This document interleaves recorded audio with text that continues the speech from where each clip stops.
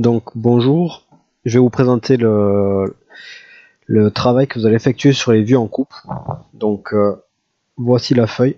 Vous avez 3 vues en coupe à réaliser dans cet exercice. Donc je fais une petite vidéo de présentation pour vous guider dans l'activité. Donc on a 3 vues de face. Vous avez des vues en perspective sur le côté qui vont vous permettre de voir le plan de coupe et de voir à quel endroit vous allez mettre en place vos hachures qui vont représenter la matière coupée. Ça va d'une pièce facile, cubique, avec un lamage et un perçage.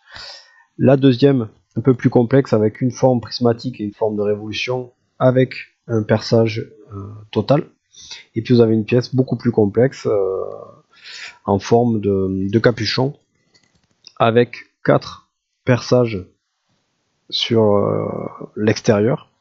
Donc ces 4 perçages, au moment de la vue en coupe, on va en voir que 2. Et vous avez donc l'alésage à l'intérieur. Donc je vais juste vous donner l'exemple de la logique de la vue en coupe à réaliser. Donc pour rappel, si vous avez une imprimante, vous pouvez imprimer cette feuille et vous redessiner donc sur la vue de gauche qui est à réaliser ici. Si vous n'avez pas d'imprimante, vous prenez une feuille simple et vous réalisez, donc avec des proportions quasi similaires, les pièces à couper. Donc je vous mets le modèle SolidWorks dans la vidéo pour que vous compreniez donc la logique de la vue en coupe. Donc nous, dans la situation où on se trouve, vous avez la vue de face. On réalise une vue en coupe. Ici c'est relativement facile car la vue en coupe se situe au milieu de la pièce.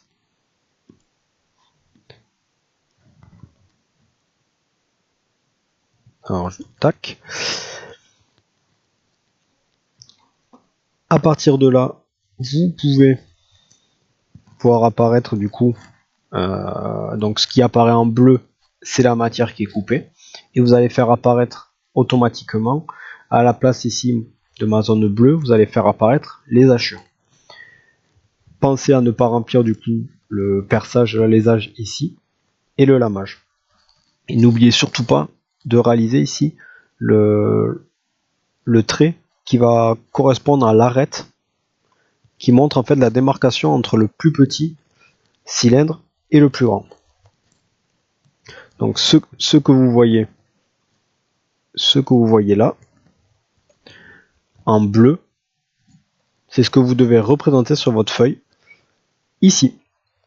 Alors faites attention, n'oubliez pas que on est sur une projection orthogonale à 90 degrés, donc vos vues automatiquement en fait, votre vue de face, vous allez projeter votre pièce.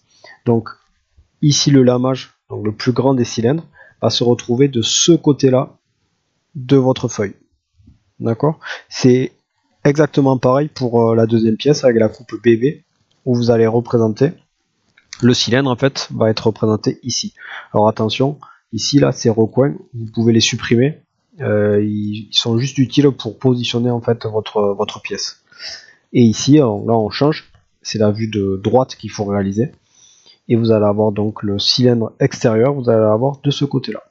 Donc n'hésitez pas à faire l'activité, à m'envoyer vos travaux sur ma boîte mail imprimante 3dlp@gmail.com. Vous prenez une photo, vous scannez, vous vous débrouillez, vous m'envoyez l'activité et je vous enverrai dans un délai d'une semaine à peu près la correction de vos activités. Voilà, je vous remercie, bon courage.